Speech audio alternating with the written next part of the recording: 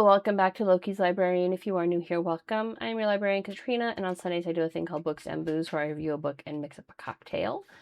This month we're looking at all the ways the government hates we the people, making this week's book very, very highly reflective. Duped, Why Innocent People Confess and Why We Believe Their Confessions by Dr. Saul Kassin, PhD, not MD. The accompanying cocktail is the Nutty Confession, which is 1 ounce of Frangelico or other hazelnut liqueur, 1 ounce of bourbon, a dash of chocolate bitters, and an orange twist for garnish. So let's do this. Actually, I'm not really sure where to begin with this one. It is absolutely horrifying what is discussed and revealed herein. And I know I mentioned in last week's book, Blackstone's maxim, it's better that 10 guilty men go free than 1 innocent man suffer. And this book highlights just how far afield we are from that maxim. I mean, that I don't think is even taught in law schools anymore. Or it certainly isn't taught to the police who make the arrests, because, wow. I'm going to start with why we believe them. All right, that actually is a good place to start, because we invariably do. Kassin goes into a whole lot of the science and proof behind it, but I'm going to sum it up in a nice, sweet little why we believe them. We believe confessions because we as a people don't think that we as individuals would ever confess to something we hadn't done. And that's it. We think, well, other people might do it, but not me. I have the intestinal fortitude to not confess to something I hadn't done. And if I wouldn't confess to something I hadn't done, well, then that guy's an idiot. He shouldn't have, and he deserves to go to prison for that? How does that make sense? Make that make sense. And this is a wholly failable... Wait, how many dashes of bitters?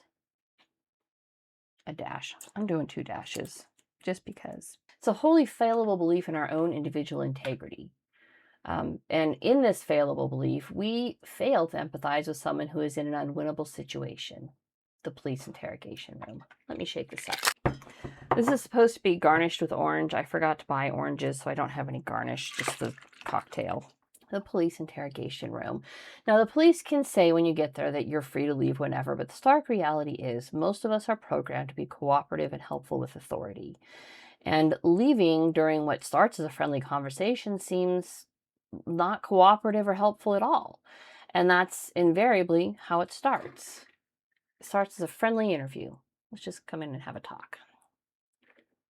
That's delightful. The Frangelico offsets the slightly harsher bourbon. The chocolate bitters is just a nice little kiss on top. Not bad. Okay. So let's go through a fake scenario here, right? Your neighbor gets robbed. Simple, right? Neighbor gets robbed. The police ask you to come to the station and provide a statement as to what you saw and what you know. And you like your neighbor, all right? I mean, you aren't like best bosom buddies, but you like him okay. You guys have always got along well, wave over the fence. So you offer to show, yeah, sure, no problem. I'll come on down. Let me, when would work for you? You make an appointment, you come down, right? And the conversation starts out friendly enough. The offer is personable. He's getting to know you kind of way. Only, well, what you don't know is that thanks to the predominant interrogation method that's been taught over like the last 70 years, known as the Reed technique, named after John Reed, who basically created it in the 1940s, the officer is evaluating. And thanks to Reed, the officer is pretty sure that he's a human lie detector, and for whatever reason, he has decided that you are lying. And that's where it begins. He probably actually decided you were going to lie before you ever stepped foot in the place. But the conversation slowly turns from friendly to adversarial. And if you make like you're going to take him up on that offer to leave whenever, you'll officially be placed under arrest. You'll be read some version of the Miranda warnings, which are so familiar to us all from cop dramas on TV. Here's the kicker. We all know the text by heart thanks to television, but generally speaking, innocent people don't ask for an attorney, even though it's the innocent ones who need protection the most. And hell, on TV, the cops may even see something to the effect of, hey, if you're innocent, why do you need an attorney? And exoneree after exoneree reported not even asking for an attorney for the exact same reason. I was innocent. Why did I need a lawyer? Isn't that terrifying? That's how easy it is to fall into it. I'm innocent. I didn't do anything wrong. Why would I need a lawyer if I didn't do anything wrong? And there is this bizarrely pervasive belief in America. That's actually one of the major problems with Miranda, is that we, the people, have come to think, why would an innocent man need a lawyer? Only the guilty ask for an attorney. Well, here's why. Because cops can and will twist every single thing you say into making you seem guilty. Kind of like how some 13-year-olds turn everything you say into a slightly dirty statement, complete with like a Beavis and Butthead chuckle, right? Only instead of turning what you're saying into a sex joke, they turn into a "you totally robbed your neighbor and here's how I know" statement. It's irritating when 13-year-olds do it, right? It is catastrophic when grown adults do it and then use that skill to send you to prison for a decade or more for a crime you didn't commit. And then they will hold and interrogate you without break or respite, denying you sleep, food, drink, and bathroom breaks until you confess just to make it stop. And there are some other tricks in there, like they might minimize the matter. I mean, it was only TV, right? Little vandalism, you had to break the lock to get in. You could probably pay that back in a weekend. But in the end, they get you to confess. And then they're going to say something like, in addition to the robbery, hey, your neighbor's cousin was visiting and was sexually assaulted. If you did the robbery, then you must have assaulted her too. Tell me about that. And, well, after you've practiced the confession, literally rehearsed it like you're delivering lines for a Hollywood audition, they're going to have you repeat it all on camera for the district attorney. And then even if you recant after a good night's sleep and some much needed food and maybe the lawyer that you should have had from the beginning, the DA now has that confession on tape and they're going to introduce it into evidence. And the judge overseeing your case, because they also believe that confession trumps all, will allow that confession be read into the transcript or even shown in court, even though you recanted, because the judge doesn't know any different or any better. And remember, the interrogation wasn't recorded, only the confession was, so it looks spontaneous. And the really fun part, even when DNA evidence absolutely proves you did not assault the visiting cousin, it may not make a difference. Hell, you might have a rock-solid alibi. You might have been in a different state, and it may not make a difference once they have that confession. Because juries also don't know any better and believe that confession trumps everything, even DNA evidence. Hell, that rock-solid alibi, the police might threaten them with a conspiracy charge and get them to drop the alibi. And now you're suddenly standing alone with your lawyer and a confession and no hope. And so you end up basically pleading no contest and accepting whatever the DA will throw at you rather than risk going to trial. And the DA is going to spin it, right? Even with DNA evidence, right? And there's a lot of exonerees who have been exonerated because of DNA evidence. One of them, the DA even said, hey, the DNA match is from somebody who had consensual sex with the victim. You came along and had sex with them after. Maybe you wore a condom. Maybe you just didn't come. And that's why there's no DNA evidence there, which wholly provably false, because if you had been anywhere near the victim, your DNA would be on her in some capacity, him or her, whatever, because you can't help but shed DNA. I'm shedding DNA sitting in this chair, all right? My desk is going to be coated with DNA from me, all right? My husband, who was just in here fixing my speaker, he put his hand on the desk here. I guarantee you there is DNA on the desk that is from his hand. You can't not shed DNA. It's everywhere. And so if you had had anything to do with whatever you were accused of, your DNA would be present. It's not possible to not have DNA present. That was one of the reasons that Amanda Knox was eventually found factually innocent in the Meredith Kercher case in Italy. Like the Italian court said this is literally not possible. And here's why. There is no DNA of hers anywhere in the room. It's just not possible.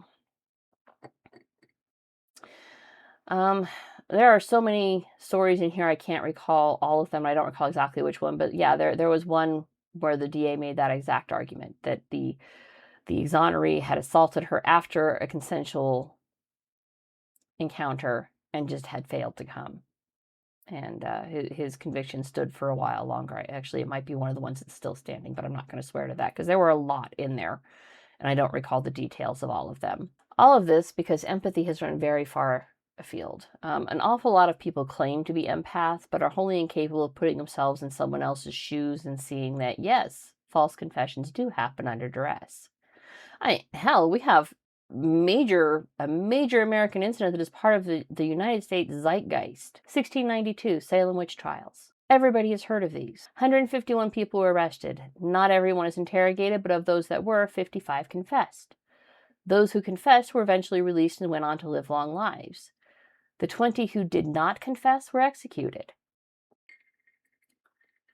The lives today in America, I mean, like I said, this lives today in the American zeitgeist. We know intellectually that false confessions are a real and horrifying thing, but then failed to extend that belief when sitting in a courtroom on a jury listening to one. So other than the above outlined first I'm your friend, but I'm really looking to hang you, how do cops achieve false confessions? Well, that bloody read technique. It's technically a 9-step process. The author says that, it's a 9-step process, but he hasn't, it's not always played out in the 9 steps, but actually I think it is. He just didn't quite realize it. And here's why. It always starts with isolating the suspect, right? You put him in a small room with minimal furniture, none of it comfortable, with the infamous one-way mirror so that other detectives can observe, and thanks to Hollywood, the suspect knows they're being observed. Once the setting is ready, step 1 is a positive confrontation. I know you did this. All right, I know you did this, but you minimize it. I know you didn't mean to assault the girl. You went in for the TV, you were surprised she was there, and I mean, it wasn't your intent, but things happen, right? If it wasn't your intent to assault her and it just kind of happened, then maybe we can get a reduction on your sentence, right? Whenever the subject tries to deny it, interrupt the denial. Don't let them build up steam with their denials, because if they entrench with their belief in their innocence, the interview might end with no confession. And that, of course, would be tragic. That's also part 4. Constantly interrupting a denial overcomes their objections regarding their guilt. Also helps with step 5, keeps them dazed and confused throughout the interview process, right? Become sympathetic as soon as the subject shows signs of resigning and telling the truth, aka what you, the interrogator, want to hear. Give them the option to appear sympathetic and more versus, morally reprehensible. So you want to make it seem like they just couldn't help themselves. She's awfully pretty. I mean, if I weren't a happily married man, I might have made a pass at her myself. So I get it.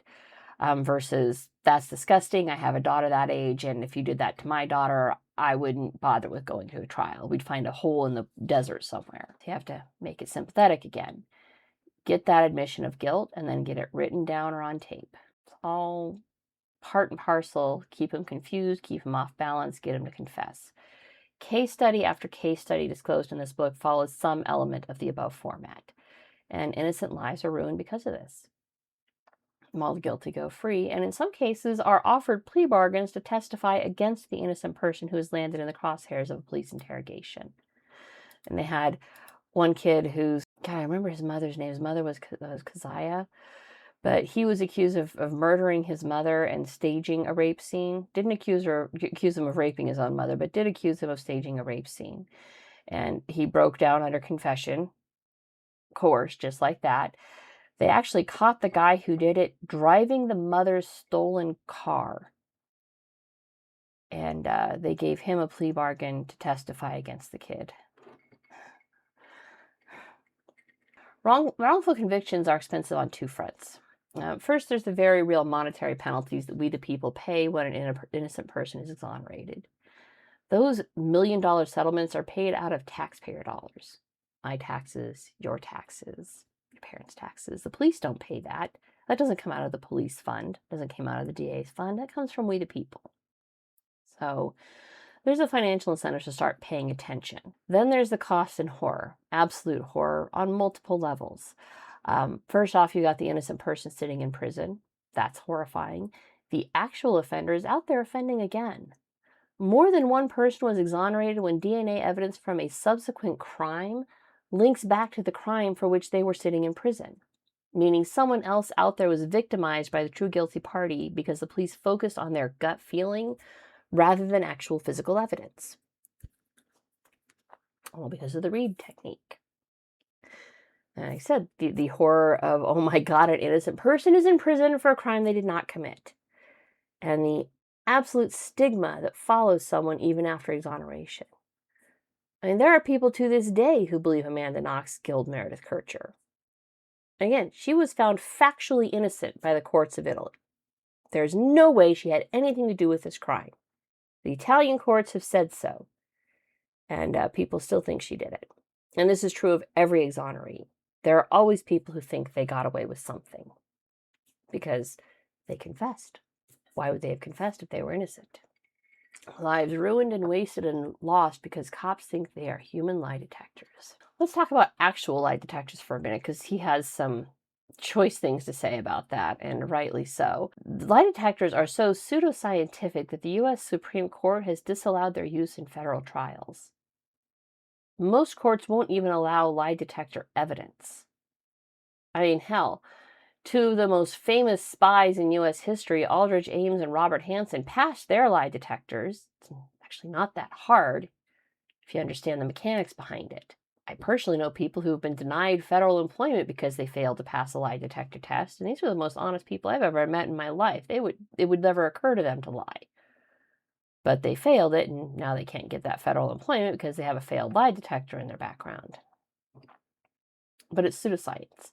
It's not even allowed in a federal court, but it's still used to screen job applicants on a federal level, despite being so easily beaten that spies routinely do so, right? Most courts don't even allow lie detector evidence. And yet, to this day, cops act like it's some big gotcha moment if you agree to take one or disagree to take one. Agree to take one, and it's virtually guaranteed that you're going to be told you failed. I mean, why would you pass? You're under an extreme amount of stress here. Of course you're going to fail it. Your heart is going to be going boom, boom, boom, boom, boom, boom, boom, boom, boom, boom, boom, boom, boom, 100 million miles a minute. Yeah, you're going to fail because you're already under an extreme amount of stress. But they're going to tell you failed because that's going to help get them to get you to confess. Help them get you to confess. That is why. Refuse to take one, and they're going to ask what you're hiding. Why wouldn't you take a lie detector? It's a literal catch-22. You're damned if you do, you're damned if you don't. I'll just point out that it's so pseudoscientific, the Supreme Court doesn't allow it. That's why you're refusing. I don't think I have any more in here. This is actually pretty tasty. The Frangelico definitely is a nice touch. Kassin goes into all of this in great detail, shedding light on some well-known and some not so well-known exonerees, putting pay to the proverb, there but for the grace of God go I. He does have some suggestions and proposed reforms, which are an excellent way to start. Start with anytime someone is in police custody, whether it's for an interview or an interrogation, the entire thing from start to finish must be recorded. I would say the DA should be brought in, or not the DA, the public defender should be brought in as soon as somebody's there. If they bring their own attorney, great. The public defender gets, the day off or whatever. But the public defender should absolutely be a part of this process and should be there to protect the person being interviewed. 100%. Start with anytime someone is in police custody, whether it's for an interview or an interrogation, the entire thing from start to finish must be recorded. And if a confession is being entered into evidence, then the entire thing from start to finish, even if it's 16 hours long, must be played for the jury.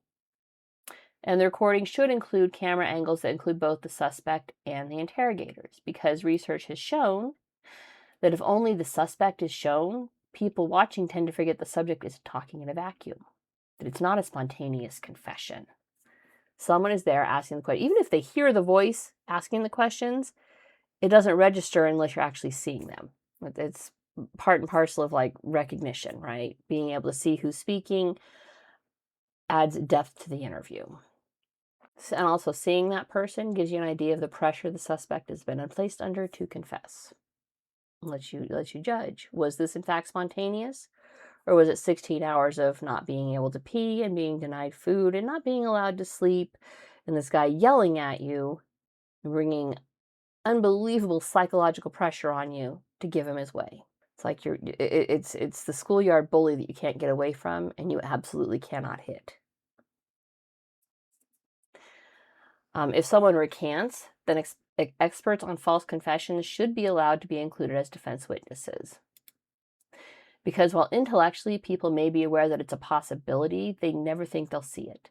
Or rather, people are programmed to believe that we're all excellent lie detectors, especially parents. Parents are quite sure that they are outstanding lie detectors, and when it comes to their own kids, that may be true, right? It's sure, you know your kids. You've raised them since they were this big. You probably do know when your kids are lying to you. Doesn't mean you know when somebody else's kid is lying. The reality is, basically all of us are no better than a coin flip at determining when someone is lying. You could literally flip a coin and say, heads, he's telling the truth, tails, he's lying. You got a 50-50 shot at guessing right. Cops are allowed to lie to suspects. Most people don't know that. You've got that whole Hollywood thing about, and Hollywood uses it as almost a punchline now. You can't lie to me. If you're a cop, you have to say you're a cop. Well, that's absolutely 100% not true. They are allowed to lie to suspects. And, well, in the course of a street investigation, if they're undercover, okay, that's fine. I'm actually okay with that because the cop has a right to live his life and be safe too. And if he's undercover, then obviously it's not safe to say, why, yes, you're right. I am a cop. Let's go kill me now, right? But in an interrogation room where the cop has all the power, they should not be allowed to lie to suspects. That should be banned. Ban false evidence. Cops will lie and say, we have evidence that show you were at the location where the crime occurred, when in fact no such evidence exists. This should absolutely be illegal. They should not be allowed to manufacture evidence to get a confession. If a cop can't get a confession with the truth, maybe they have the wrong guy. Thought never seems to occur to them. The read technique should absolutely be banned. Child suspects should be treated with kid gloves, pardon the pun, because children are enormously more likely to confess falsely under pressure than adults. He recommends the PEACE technique for interrogation, which is an acronym for planning and preparation, engage and explain, account, closure, and evaluation. Basically, before ever sitting down with a suspect, the investigator should know everything about the crime scene, know what evidence exists, what does not, talk to witnesses and forensics examiners, learn what they can about a suspect so there are actual goals in the interview beyond just a confession. And for the love of God, if there is DNA, test it before you interview people. Have an idea if the person that you're interviewing is, might actually be there. Like if the DNA says that it was, a man in the room, then maybe don't interrogate a woman as a primary suspect. And you should know if the DNA is to a Hispanic man, for example, so you don't waste time and resources interviewing, let's say 5 black juveniles, which is what happened in the Central Park jogger case in 1989. They interviewed and bullied a confession out of 5 black kids, teenagers. I think the oldest was 16, the youngest was 12 or 13. And several years later, they actually caught the actual rapist because he was in prison and confessed, and DNA evidence confirmed that he was the actual rapist. And the 5 kids were exonerated and let go with a multi-million-dollar payout from the people of New York. And here's the kicker.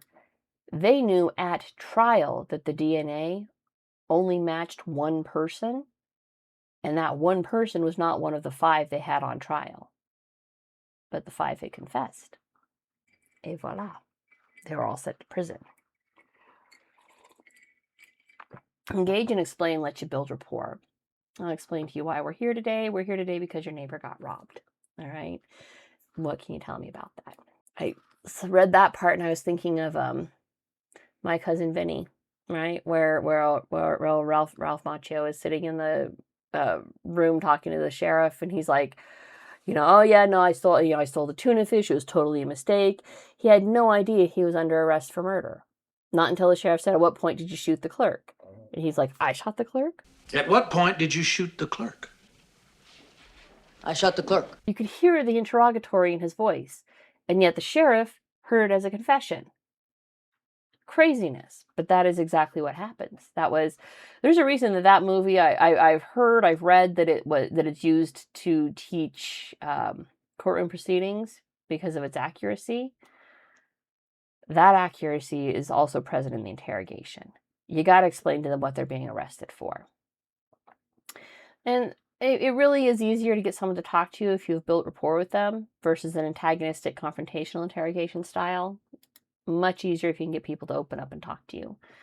Accounting is where you allow them to tell you what happened without interruption. None of this, I know you did it, tell me how you did it, I know you did it, tell you. Suspect might lie. Of course they might lie. It's going to be, if they actually did it, it's in their best interest to lie.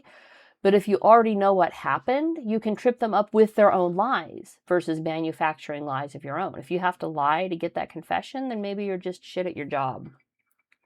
Closure is simply winding up the interview. Winding it up, repeating back to them what you believe they said with notes that you've been taking.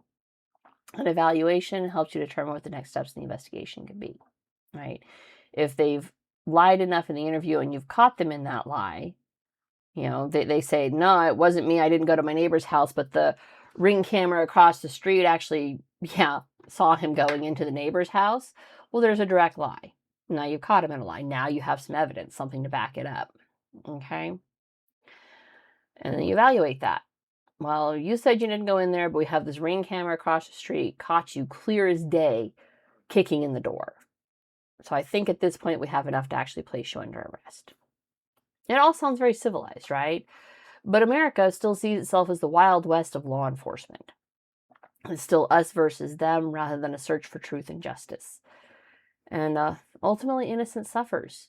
And again, not just the person who has been falsely accused, but the people down the line who go on to be victimized by the guy who actually got away with it because the police trusted that gut instinct because Reed told them that they were human lie detectors. When police and DAs only look to boost their own stats rather than seek justice for the victims, they create more victims in their path, and so many lives are ruined. This book was a tragedy to read through. It was heartbreaking, it was eye-opening and heartbreaking to read through, but I would encourage everyone to do so.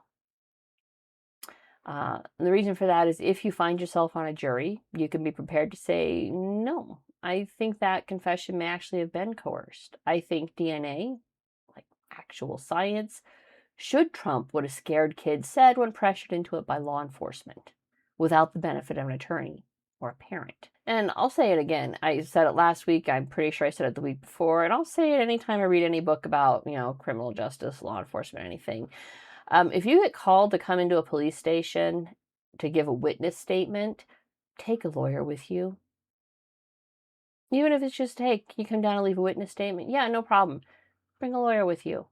If they ask why you need a lawyer, just ask if they've ever heard of Saul Kassin. And if they say no, just say, well, too bad I have, and I would like an attorney present. Well, that's it for this week, guys. If you liked what you saw, don't forget to subscribe, and I'll see you guys next Sunday. Bye.